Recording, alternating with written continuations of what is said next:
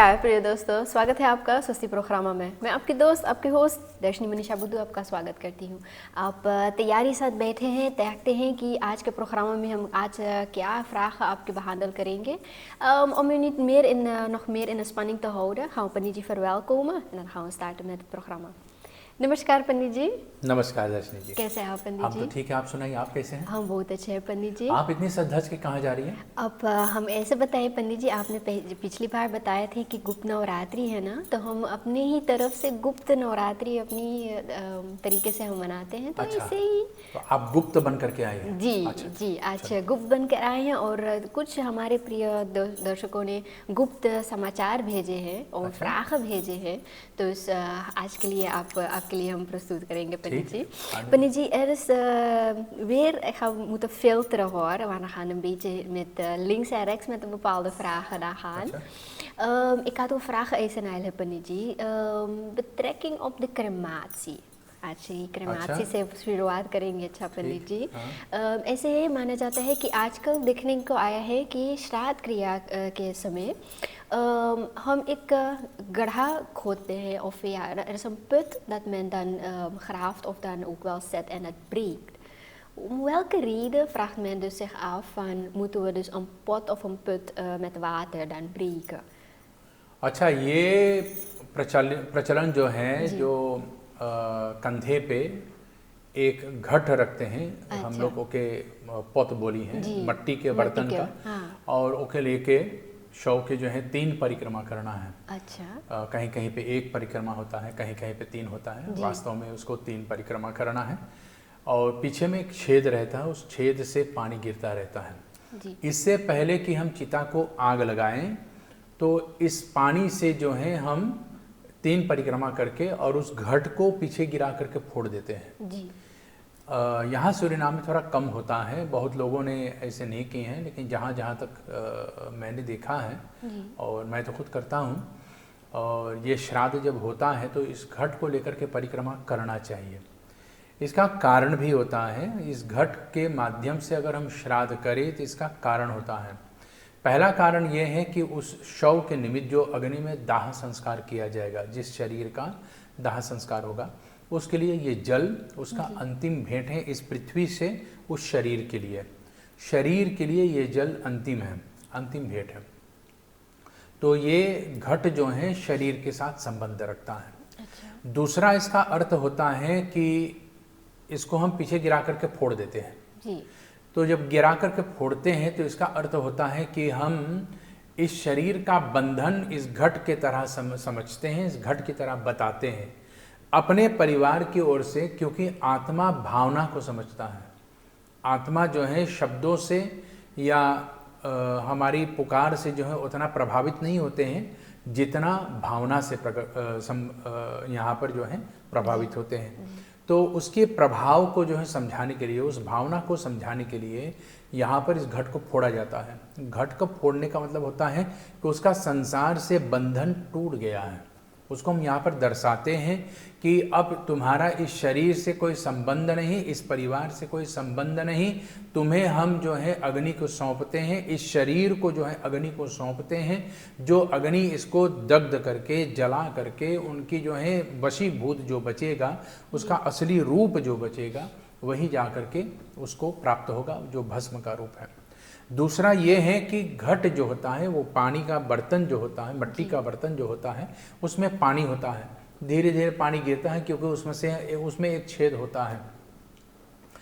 उसके अंदर में पानी है, पानी के बाद उसमें धीरे धीरे आकाश बसता जाएगा। आकाश माने उसका लेख्त जो है लुख्त से भर जाएगा।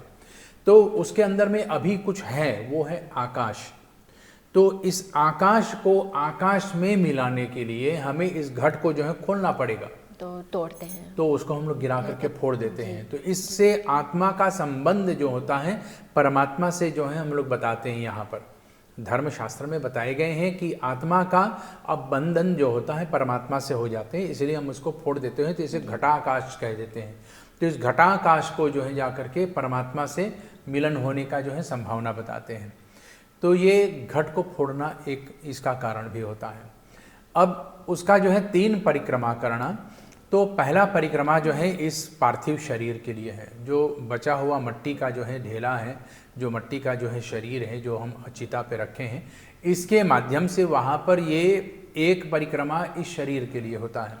दूसरा परिक्रमा आत्मा जो शरीर से निकलता है तो वो सूक्ष्म शरीर बनता है, तो स्थूल से जो है सूक्ष्म शरीर बनता है। तो सूक्ष्म शरीर के लिए जिसे हवा है, हवा को हम लोग अनुभूति कर सकते हैं लेकिन देख नहीं पाते इत्यादि इत्यादि, तो वहाँ पर ये इस हवा को जो है उसके लिए ये दूसरा परिक्रमा है, तो वहाँ पर ये पानी देते हैं।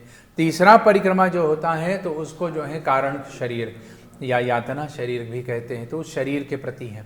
तो ये इन 3 शरीरों की परिक्रमा के निमित्त जो है जाकर के ये परिक्रमा होता है, और इसी के जो है हम लोग पीछे में फोड़ देते हैं। तो आत्मा को बताते हैं कि तुम इन तीनों शरीरों से परे हैं, तुम इन तीनों शरीरों से जो है बिल्कुल अलग है, इसलिए तुम्हें इस शरीर के बंधन से मुक्त होने के लिए हम ये दर्शाते हैं कि इस संसार से, इस कारण शरीर से, सूक्ष्म शरीर से और स्थूल शरीर से तुम्हारा कोई भी ऐसा जो है संबंध अब नहीं है, तुम आत्मा रूपी परमात्मा को प्राप्त हो, ऐसे जो है भगवान से प्रार्थना करते हैं। इसलिए इस मट्टी का जो बर्तन है जिसमें जल होता है, हम अपने दाहिने कंधे से निकाल करके फोड़ते हैं, और फोड़ने का मतलब ये है कि तुम्हारा ये शरीर अब नहीं रहा, अब तुम इस शरीर को छोड़ो, इस शरीर का मोह छोड़ो, मोह को त्यागो और परलोक को जो है प्रस्थान करो, इसलिए ये घट को फोड़ते हैं। पंडित जी, श्राद्ध क्रिया में हर एक क्रिया जो हम करते हैं यही तो इसी कारण के लिए हम करते हैं ना, कि शरीर, आत्मा शरीर को छोड़कर वो जाए, अपना रास्ता वो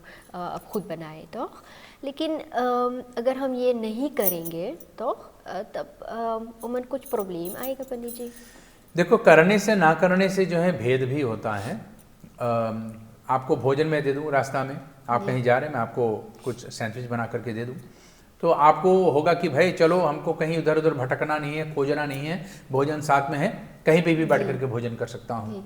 ठीक, आत्मा को इसी प्रकार से हम लोग ये जल देते हैं, क्योंकि आत्मा जो अपने शरीर को देख करके उस गर्मी को अनुभव करता है। शरीर जब जलता है तो उस शरीर के जलने का जो है जो दुख होता है, जैसे हम आग के सामने बैठे हैं तो उसका भाव हमको लगेगा, अग्नि का जो है गर्मी हमको लगेगा, वो भाव हम तक आएगा।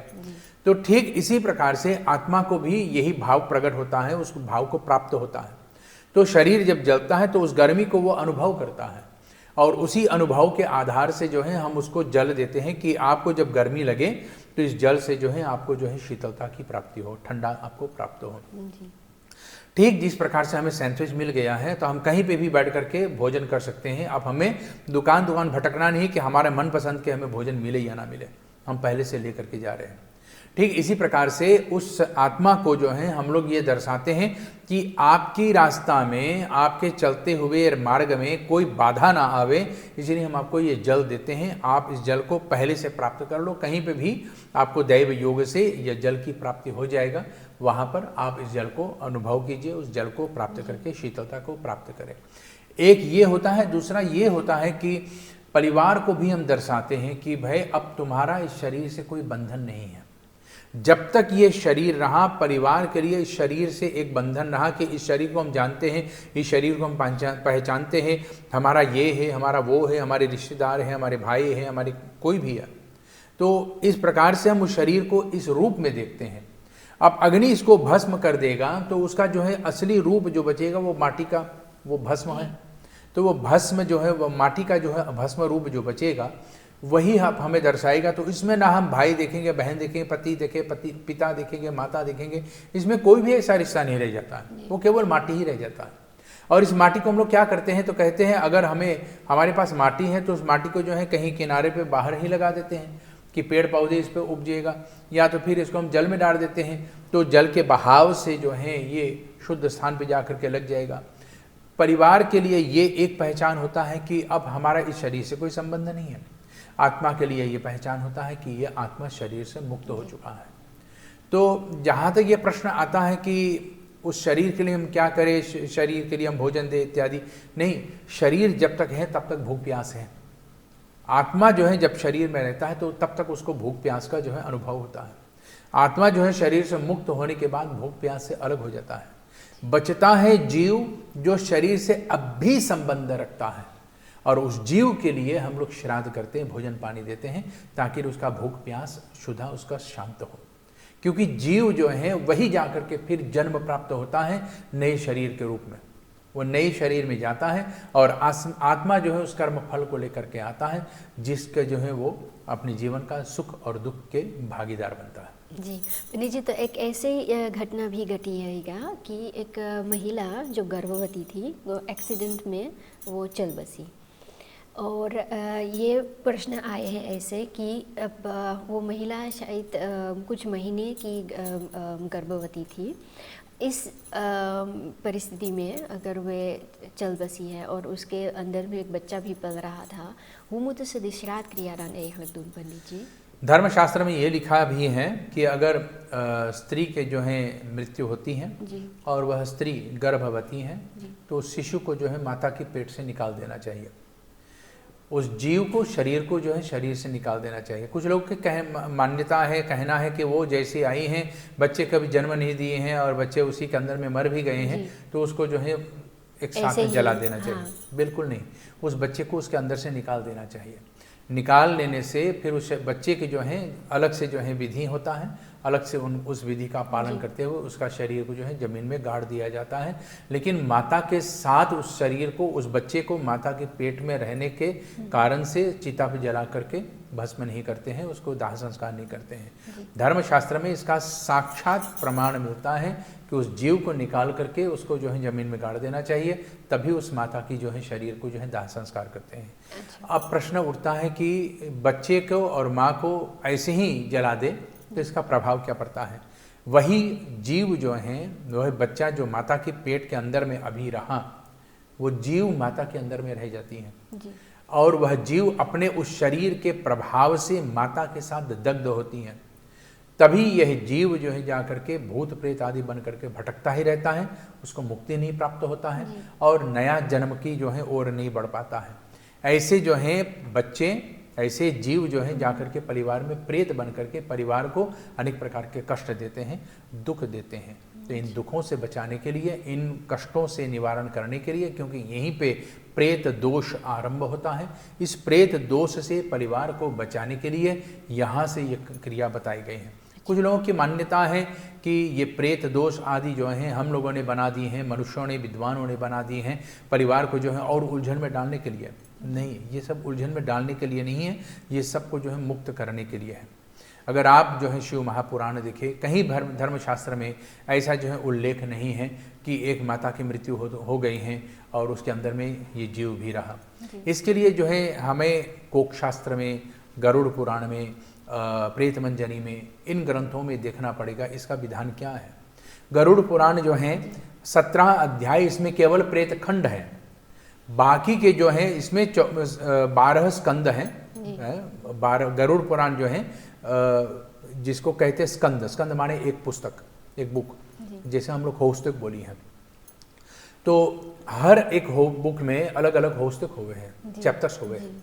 तो उसमें जो है पृथ्वी का जो है, राजा महाराजा का जो है शरीर का निर्माण का है, जन्म का जो है परिस्थिति है, मृत्यु की परिस्थिति है, जन्म के बाद की परिस्थिति है, यातना की परिस्थिति है, निर्माण की परिस्थिति है, कर्म और मोक्ष की परिस्थिति है, बंधन से मुक्त होने का जो है परिस्थिति है, और आत्मा और परमात्मा का विकास की परिस्थिति है।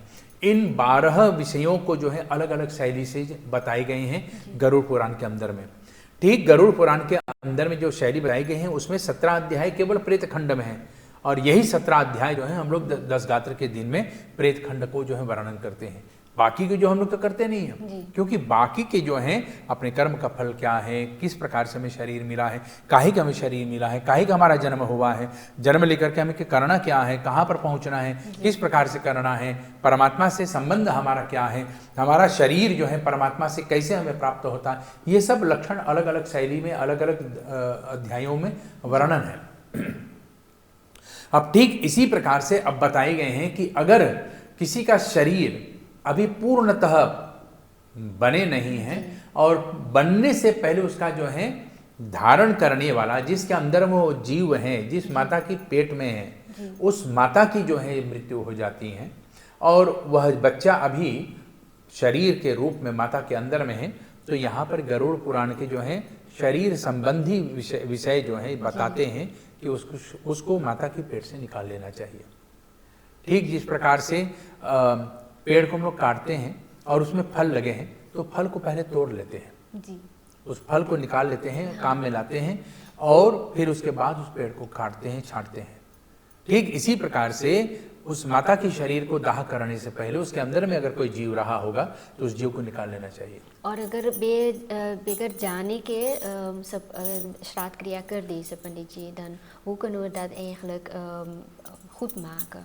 देखो, अगर किसी का मृत्यु होता है तो सबसे पहला उसका जो है बॉडी का जो है पोस्टमार्टम होता है। और ये प्रश्न भी आए हैं पंडित जी कि हमारे सनातन धर्म में पोस्टमार्टम करना ज़रूरी है या is dat eigenlijk een overschrijding van wat we dan eigenlijk doen met het westerse? हर शरीर को जो है मृत्यु का कारण जानना आवश्यक होता है। शरीर में प्राण है, शरीर में शक्ति है और शक्ति जब घट जाता है तो हमको जानना चाहिए कि किस कारण से शक्ति घट रहा है। अब कोई अवधान से है, गर्भवती है, तो गर्भवती होने के कारण से उसका अगर मृत्यु हुआ तो ये जानना आवश्यक होता है कि अवधान से है या नहीं है, कितने दिनों तक अवधान नहीं। और यहाँ तक ये भी बताते हैं कि अगर तीसरे महीने में स्त्री प्रवेश कर जाए तो उसका शरीर के उसके पेट से अंदर से वो शिशु को निकाल लेना चाहिए तीसरे महीने से, क्योंकि वहाँ पर शरीर बन गए हैं। लेकिन अगर शरीर अभी नहीं बना है, अभी वो जिसको कहते हैं कलल हैं, बुदबुद हैं, ऐसे ऐसे रूपों में हैं, यानी कि अभी फ्लूई बार है, तो उसको निकालना नहीं है। लेकिन जब शरीर बन गया है, तीसरे महीना से शरीर बनना शुरू हो जाता है और चौथे महीने में उसका लिंग भी बन जाता है कि पुरुष है या स्त्री है। ठीक है, चौथे महीना में ये बन जाता है। तो अगर ऐसी स्थिति में आ जाए तो उस जीव को निकाल लेना चाहिए। यहाँ तक गरुड़ पुराण में ये भी दर्शाए गए हैं कि उस शरीर के माता के अंदर से उस शरीर को कब निकालना है, जब उसका लिंग निर्माण हो ही जाए। जब तक लिंग का निर्माण ना हो तब तक आप ऐसे ही जला सकते हैं, लेकिन लिंग निर्माण हो जाने के बाद उस शरीर को निकाल लेना चाहिए, क्योंकि उसमें अब आकार आ चुका है, रूप आ चुका है। तो जब रूप आ जाता है तो उसको निकाल लेना चाहिए। ठीक इसी प्रकार से धर्मशास्त्र में बताए गए हैं कि पहले ही हम लोग नाड़ी के माध्यम से हाथ रख करके बता सकते थे कि भाई इसके अंदर में प्राण रहेगा नहीं रहेगा, प्राण शक्ति कितने हैं कितने नहीं है, शरीर की स्वस्थता कितना है, चलेगा या नहीं चलेगा। आजकल तो जो है मशीन लगाना पड़ता है, स्टेथोस्कोप लगाना पड़ता है, तो फिर डॉक्टर सुनते हैं। ठीक इसी प्रकार से हम लोग मृत्यु की बहाना जो होते हैं वो जान सकते हैं। इसी को हमारे यहाँ पर पोस्टमार्टम बताए गए हैं। तो ये पोस्टमार्टम जो होता है तो ये मृत्यु का कारण जानना आवश्यक है, और जब तक मृत्यु का कारण नहीं जाना जाए तब तक उस शरीर का दाह संस्कार नहीं करना है। तो अगर कोई कहे कि मैं अनजान में रहा और अनजान में उसका जो है माता की पेट में वो बच्चे का जो है भी दाह संस्कार हो जाता है, तो यहाँ पर उस दोष की प्रायश्चित निमित्त हम लोग यहाँ पर श्राद्ध करते हैं, इसलिए ये पिंड दिया जाता है। और इसी पिंड के आधार से उसके अंदर में अगर कोई दोष रहा या हमसे क्रिया करने में, उस कर्म को करने में कोई दोष हो गए, आरोपण हो गया है, तो उस दोष को निकालने के लिए हम ये पिंड दोष आदि निवारण करने के लिए पिंड दान करते हैं। अच्छा, बहुत अच्छा पंडित जी, आपने बता दिए हैं हमारे प्रिय दोस्तों को। स्वस्ति प्रोग्राम देखते ही ये प्रोग्राम में बहुत सारे vragen भेजते रहते हैं। तो ऐसे भी एक दूसरा vraag आयल है पंडित जी, en dat is eigenlijk het behouden van het navelstreng।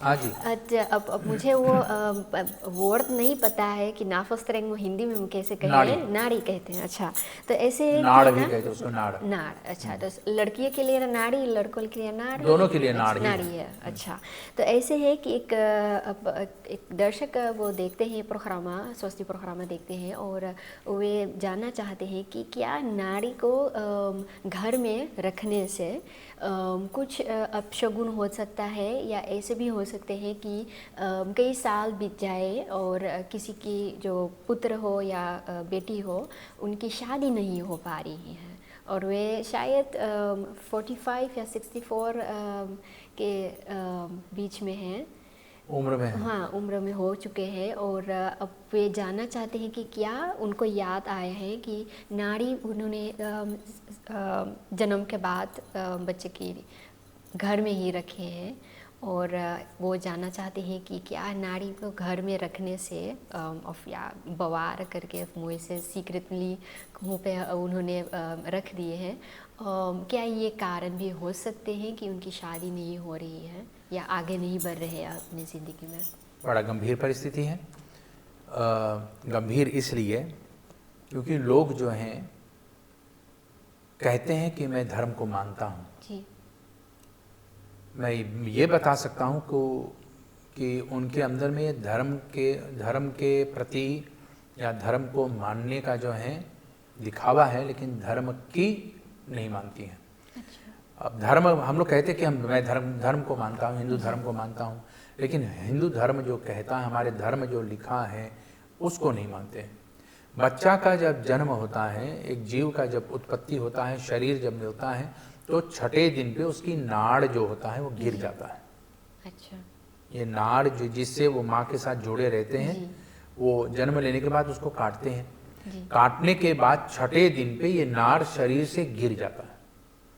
अब जब ये नाड़ गिरता है तो इसको क्या करना चाहिए? कोई मर जाए तो उसके शरीर को हम क्या करते हैं? जलाते हैं या गाड़ देते हैं। जी। दोनों में से एक। ये नाड़ जो गिरता है, ये बंधन जो माता और बच्चे के अंदर में जो जीव के साथ रहा, इस बंधन के जो है वो मात्र जो रहा, वो कारण जो रहा, वो नाड़ जो रहा, नाभस रंग, वो गिर जाता है। तो नाड़ जब गिर जाता है तो इसको हमको जल में डालना है, जमीन में गाड़ना है, या कहीं पे इसको जो है प्रवाह कर देना है, विसर्जन करना है। अच्छा। जमीन में गाड़ दे सबसे ज्यादा अच्छा होता है। इस नाड़ को रखने से क्या होता है? नाड़ को रखने से बच्चे के अंदर में एक बंधन रह जाता है कि माँ देखो, माँ और पुत्र का संबंध कभी समाप्त नहीं होगा। नहीं, ये कभी नहीं होगा, क्योंकि वो माँ है, ये बच्चे हैं, ये उन्हीं के बच्चे हैं और उन्हीं के साथ उसका ये बंधन रह जाता है।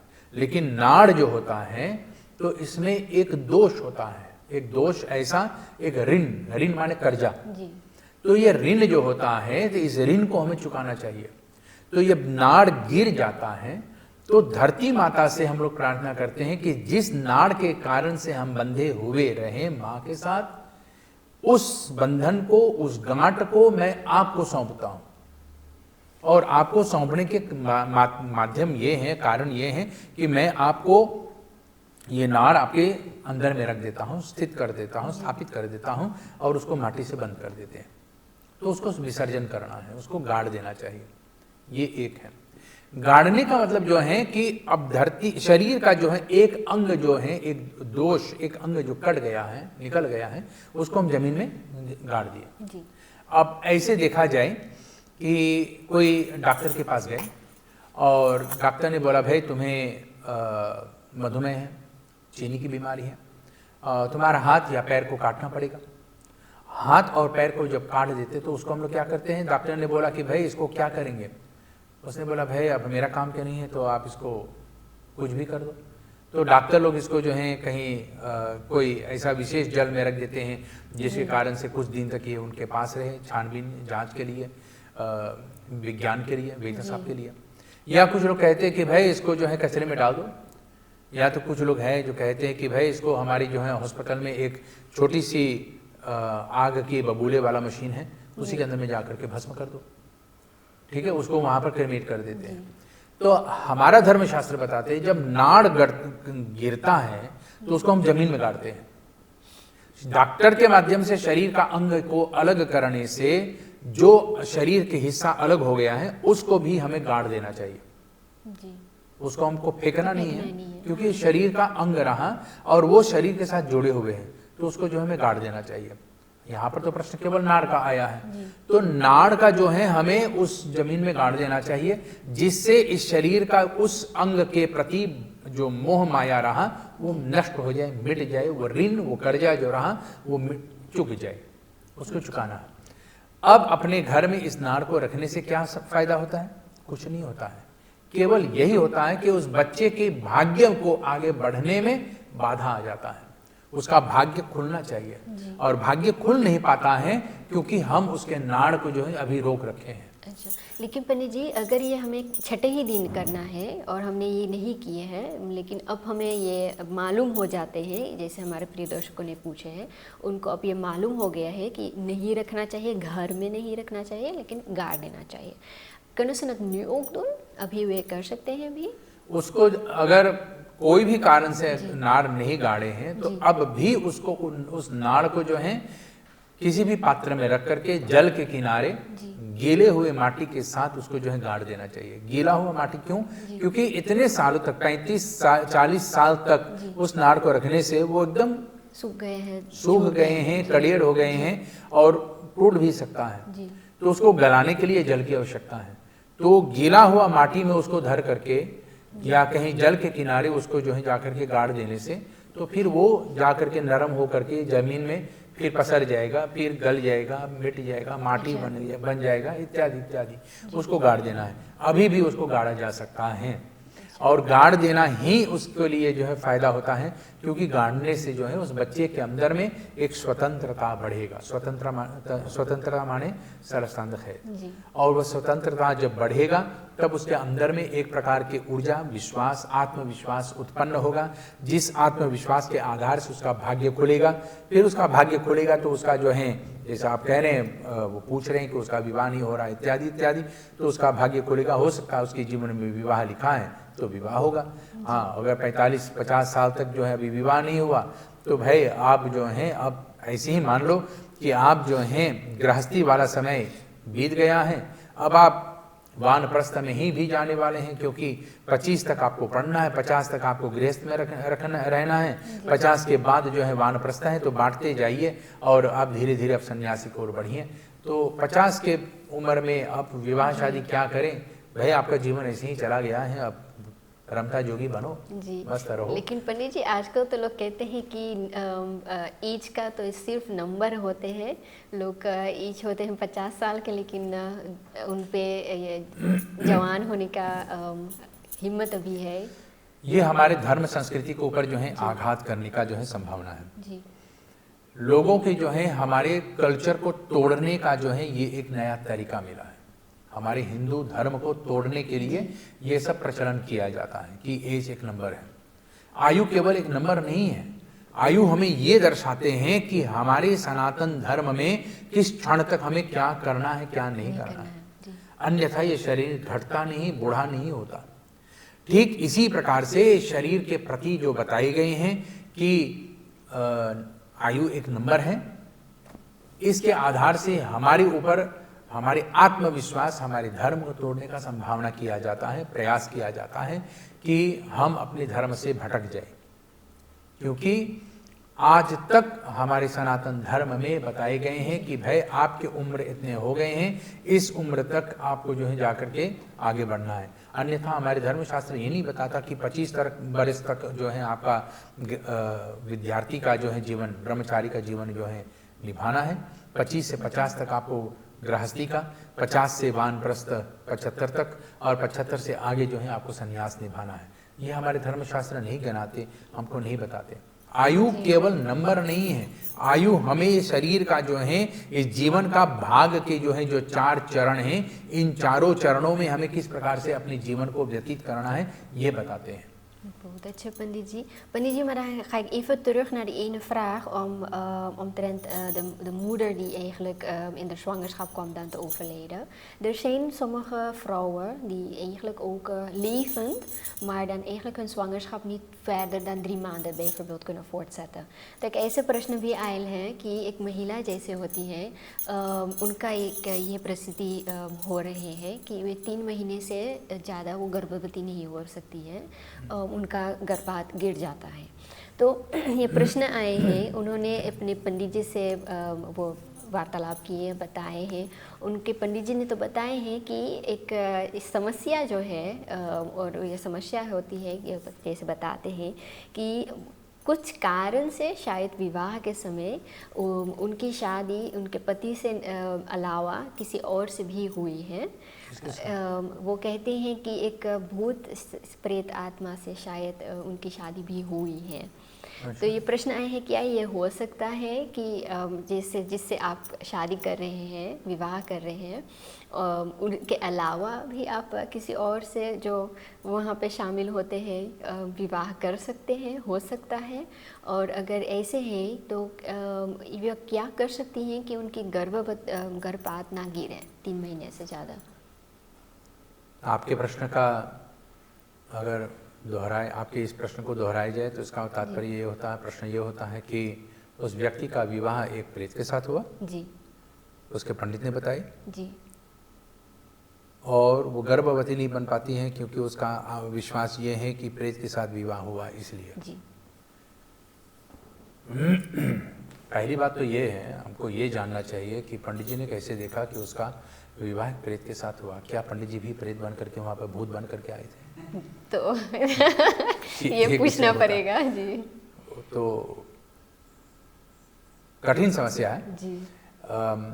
ऐसे देखा जाए कि हमारा किसी का साथ जब विवाह होता है तो उस विवाह में व्यक्ति का जो है सामने जो होता है, अब पंडित जी जिसके प्रति मंत्र बोलेगा उसी के साथ तो विवाह होगा ना, वो संकल्प होता है कि आज के दिन मैं अब अपनी बेटी का जो है कन्यादान करूंगा और ऐसे वर के हाथ में सौंपूंगा। प्रेत के साथ विवाह कैसे होगा? वहां पर पंडित जी ने प्रेत के लिए संकल्प तो नहीं किया कि उस कन्या की जो है विवाह मैं प्रेत के साथ कर रहा हूँ। तो ये पहली बात, ये असंभव हो गया। लेकिन ये हो सकता है पंडित जी कि वो प्रेत महिला के पाछे वहाँ बिल्कुल नहीं हो सकता, क्योंकि यहाँ पर संकल्प होता है। संकल्प में हम बताते हैं भगवान से कि इस व्यक्ति का, इस बेटी का, इस दुल्हन की, इस वर के साथ हम विवाह करने जा रहे हैं। अच्छा। दोनों के नाम लिया जाता है वहां पर, बाकायदा वहां पर दोनों को गोत्र, परिवार का नाम जो है, उनका जो है वर वधू का नाम जो होते हैं, ये सब बोला जाता है। यहाँ तक माता पिता के नाम भी बोले जाते हैं कि अमुक माता की बेटी, अमुक परिवार के जो है प्रवर में जो है इसका जो है विवाह हम करने जा रहे हैं। तो विवाह के माध्यम से ये बंध जाता है। यहाँ पर ये संकल्प जो होता है, इसी संकल्प में ये बंध जाता है कि इसी के साथ केवल विवाह होगा। वहां पर भूत प्रेत के साथ तो विवाह नहीं हो पाएगा। अच्छा। या तो पंडित जी ने अपने संकल्प में उस भूत का नाम भी लिया होगा। इसलिए मेरा ये प्रश्न रहा कि शायद वो पंडित जी भूत बन करके देख रहा होता। तो पहला बात ये है, ये असंभव है। अच्छा। बिल्कुल असंभव है। किसी के जीवन में बच्चा होना या नहीं होना, उसका संतान होना या नहीं होना, उसके नाड़ी के ऊपर, हमारे देखो कुंडली जब बनाते हैं तो उसमें जो है बहुत प्रकार की चीजों को देखा जाते हैं। जैसे कि उसकी राशि क्या है, उसकी लगन में क्या है, उसकी नक्षत्र क्या है, नक्षत्र का देवता कौन है, उसके नक्षत्र में जो है योग क्या है और करण क्या है। फिर उसके बाद जो है उसका गण देखा जाता है, उसका नाड़ी देखा जाता है। तो गण है देव, मनुष्य या राक्षस, तीन में से एक ही होगा। फिर उसका नाड़ी देखा जाएगा। तो नाड़ी बताते हैं आद्य है, मध्य है, अंत्य है। फिर उसका जो है वर्ण जो है बताएगा, तो वर्ण और योनि बताया जाएगा। तो योनि इसका क्या है, तो योनि बताते हैं मार्जार हैं, पशु है, श्वान है, कौन सी योनि में है, बिलाव है, सिंह है इत्यादि, सर्प है, गरुड़ है, ये सब बताते इसमें। अच्छा। तो ये अब जो जानते हैं हम लोग कुंडली के हिसाब से जब देखा जाए तो यहाँ पर गण को जानना परम आवश्यक होता है। गण जी, लेकिन लड़कियों की ख्याल ही नहीं तो पंडित जी, लड़कों के दोनों के दोनों का दोनों के लिए ये जानना आवश्यक होता है। तो ये गण क्या होता है, देव, मनुष्य या राक्षस है, ये एक होता है। इसके आधार से तभी बताया जा सकता है कि उसकी नाड़ी क्या है। तो अब नाड़ी आद्य, मध्य और अंत्य है। तो नाड़ी ही अब बताएगा कि बच्चा होगा या नहीं होगा, बच्चा होगा या नहीं होगा। अच्छा। क्योंकि पुरुष का नाड़ी और स्त्री का नाड़ी बिल्कुल सेम टू सेम नहीं होना चाहिए। अच्छा। अगर पुरुष का नाड़ी आद्य है तो स्त्री की जो है नाड़ी आद्य नहीं होना चाहिए। दोनों का आद्य आद्य नहीं होना चाहिए। अगर पुरुष का आद्य है तो स्त्री का जो है मध्य या तो अंत होना चाहिए। पुरुष का मध्य है तो स्त्री का जो है आद्य या अंत्य होना चाहिए। और पुरुष का अंत है तो स्त्री का जो है आद्य या मध्य होना चाहिए। अच्छा। भेद होना चाहिए इसमें, सेम टू सेम नहीं होना चाहिए। अगर सेम है तो विवाह नहीं करना चाहिए, क्योंकि यहां पर अगर संतान होगा तो संतान एक तो या तो नालायक होगा, या तो संतान परिवार को महाकष्ट में डालने वाला होगा, या तो संतान होगा तो भयंकर बीमारियों के साथ उत्पन्न होगा, या तो संतान होगा और मृत्यु को ही गर्भ जन्म से पहले ही प्राप्त हो जाएगा। इसलिए हमारे यहां पर नाड़ी दोष अगर है तो विवाह बिल्कुल नहीं करना है। ये कुंडली के आधार से ही देखा जाता है। तो अगर कोई कहे कि उसका विवाह एक राक्षस के या एक भूत के साथ होने के कारण से और उसका बच्चा नहीं हो रहा है, ये बिल्कुल गलत है, इस बात को मैं नहीं मानता जी। और अगर बच्चा हो गए हैं पंडित जी, जैसे आपने बताया, और वो राक्षसी बिहेवियर करते हैं, तो ये वो कारण भी हो सकते हैं। ये आचरण जो है बच्चे के अंदर में जो आचरण होता है, उसका भाव जो होता है, ये नाड़ी को देखने के कारण से है, नाड़ी के ही आधार से प्राप्त हो सकता है। इसलिए अगर किसी की कुंडली, किसी की गण को देखा जाए, अष्टकूट को देखा जाए, जिसको हम लोग मैच मेकिंग कहते हैं, उसकी गन्ना मन्ना जिसको आज के लौकिक भाषा में लोग मानते हैं, अगर ये देखा जाए तो इसके आधार से पहले वर और कन्या की गन्ना मन्ना बैठाई जाए ना। चलो कुछ ना मानो, लेकिन नाड़ी को जरूर मानना चाहिए। अगर नाड़ी सेम टू सेम है तो विवाह नहीं कराना चाहिए जी। क्योंकि नाड़ी में जो है 8 अंक की, ये सबसे बहुमूल्य है। 8 अंक 8 पिंत इसमें मिलता है, और 8 में जो है अगर 8 जो सेम टू सेम है तो नहीं कराना चाहिए। डिफरेंट होगा, अलग होगा, भिन्न होगा, तभी कराना चाहिए। क्योंकि नाड़ी सेम होने के कारण से बच्चा ना होने की संभावना है, बच्चा गर्भ में आएगा और जन्म लेने से पहले ही अबॉर्शन हो जाएगा, गर्भपात हो जाएगा, गिर जाएगा, अबॉर्शन हो जाएगा, है, जिसको प्राकृतिक भाव से हम लोग कहते हैं अपने आप शरीर इसको निकाल देगा। ये इसका कारण होगा। या तो फिर वो बच्चा होगा और माता पिता को भयंकर दुख में डालेगा, बीमार होगा, अपाहिज होगा, राक्षस स्वभाव का होगा, माता पिता को जो है भयंकर कष्ट में डालने वाला होगा, दुख देने वाला होगा, सताने वाला होगा। ऐसे बच्चों से जो है जीवन में क्या फायदा है। तो यहाँ पर कुंडली में अगर उसके उस स्त्री की जो है जाकर के तीसरे महीने में ही गर्भपात हो जाता है, बच्चे गिर जाते हैं, फिर स्थित नहीं होता है, तो ये इसका विशेष कारण ये होगा कि इसमें नाड़ी दोष होता है। अब मान लिया जाए गन्ना मन्ना देखा ही नहीं गए हैं, दोनों ने खुद पसंद करके विवाह कर दिया और बच्चे नहीं हो रहे हैं, तीसरे महीने पे, चौथे महीने पे, 5वें महीने पे बच्चा गिर जाता है, तो अब क्या करें? क्या करें कि बच्चे इनको हो। ठीक है, तो यहाँ पर बताए गए हैं केवल एक ही उपाय है, केवल एक ही उपाय है। वो क्या पंडित जी? वो है शहद का जो है प्रयोग करना। शहद माने होनिंग, होनिंग का प्रयोग करना। ये शरीर के लिए भी ठीक है, बच्चे के लिए भी ठीक है, और उस देव के लिए भी ठीक है।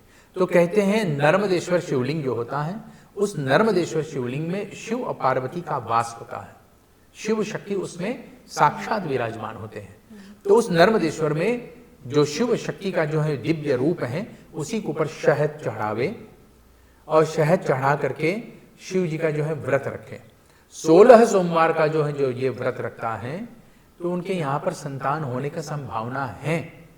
तो शिव शक्ति के कृपा से, उनकी आशीर्वाद से ये बच्चा माता पिता की योग्य बन सकते हैं, माता पिता के जो हैं सहायक बन सकते हैं, उनको सुख देने वाले भी बन सकते हैं, और माता पिता को जो है अंदर में, माँ के अंदर में पलने वाले इस बच्चे को जो है पूर्ति हो सकते हैं, वो गर्भ स्थित हो सकता है, वो गर्भ जो है 9वें महीना तक प्रवेश करके जन्म ले सकता है, शरीर धारण करके बाकायदा स्वस्थ होकर के माता पिता को जो है संतान का सुख को प्रदान कर सकता है। वो केवल और केवल नर्मदेश्वर शिवलिंग के ऊपर इस कार्य को करने से, क्योंकि शरीर जो होते हैं वो माता पार्वती का स्वरूप होता है और आत्मा शिव का स्वरूप होता है। तो शिव और पार्वती जो नर्मदेश्वर में साक्षात शिवा शक्ति होकर के विराजमान होता है, उसके ऊपर ये शहद को अर्पण करने से शरीर का निर्माण होता है, शरीर को वो पकड़ सकता है, और फिर जो है जाकर के माता पिता को संतान की जो है सुख की प्राप्ति हो सकता है। केवल यही एक उपाय है। जी पंडित जी, हम समय को हम फिर से हम देखेंगे। अच्छा। तो क्योंकि आज पता नहीं चला ना, थोड़ा सा बचा। अच्छा। पंडित जी, एक ऐसे है कि आजकल हम देखते हैं कि कुछ पानी बहुत ज़्यादा बरसते हैं, बारिश बहुत ज़्यादा होती है, तो ऐसे समय में आपने पहले बताए थे कि कुछ फेस दाग नहीं करना चाहिए, लेकिन एक दर्शक ने प्रश्न भेजे हैं, उनकी विवाह की समय आ गए थे और कुछ कारण ऐसे पानी जैसे वर्षा हो रही है, उनके घर में पानी सब डूब गए हैं, और कुछ दिनों से उनको ऐसे होता था कि मारो जो होते थे दत्मुस्त प्लाट्स वो नहीं गाड़ पाए मारो। अब प्रश्न आए हैं, विवाह का समय आ गया है और मारो नहीं है, वो करने से ध्यूलक फोर्ट सा पंडित जी। देखो, पहली बात ये है कि इसमें गुरु अस्त चल रहा है, और गुरु अस्त में विवाह नहीं होता है, शुक्र अस्त में भी विवाह नहीं होता है। और चातुर्मास भी शुरू होने वाला है। ये चातुर्मास में भयंकर बारिश होने वाला है और इस भयंकर बारिश के कारण से कितनों की ओर जो है सड़कें, रास्ते, ग्राम आदि ये सब पानी के अंदर में डूब जाते हैं। यहाँ तक आप उनके घर में ही पानी आया। और मंडप आरोपण कैसे होगा? मंडप जो उसको माड़ो नहीं कहते, उसको मंडप कहते हैं। तो मंडप कहाँ बनेगा, कैसे बनेगा, इत्यादि इत्यादि। तो इसके लिए हमें ये विचार करना है कि पहला कि एक तो ये विवाह का मुहूर्त नहीं है, दूसरा जो है मंडप नहीं बन पाएगा तो कहाँ पर विवाह करेगा। तो ऐसे में जो है आपको किसी भी कारण बस परिस्थिति को देख करके अगर ये विवाह करना ही है तो संक्षेप में कर लो, कहीं मंदिर में चले जाओ, कहीं ऊंचे स्थान पे चले जाओ वहाँ पर, और चार केले के पेड़ के बीच में रख करके और वहीं पे जो है मंडप को जो है समझ करके बीच में अग्निकुंड को और देवता को जो है स्थापित करके विवाह कर लो और फिर ये विवाह संपन्न हो सकता है। उसका ये शैली बताई गई। हम अपने घर आंगन में ना कर सके तो कहीं मंदिर से कर लें, मंदिर में ना हो सके तो किसी हॉल में कर लो, हॉल से ना हो सके तो कहीं ऐसे सुखे स्थान को देख करके वहाँ पे कर लो। लेकिन धर्मशास्त्र के अनुसार हम चलेंगे, धर्म को मानेंगे तो ये सब बाधा नहीं पड़ेगा। बहुत अच्छा पंडित जी। पंडित जी, इसी के साथ हम आपको बहुत बहुत धन्यवाद देना चाहते हैं। आज के एपिसोड को हमें यहीं पे विराम करना पड़ेगा।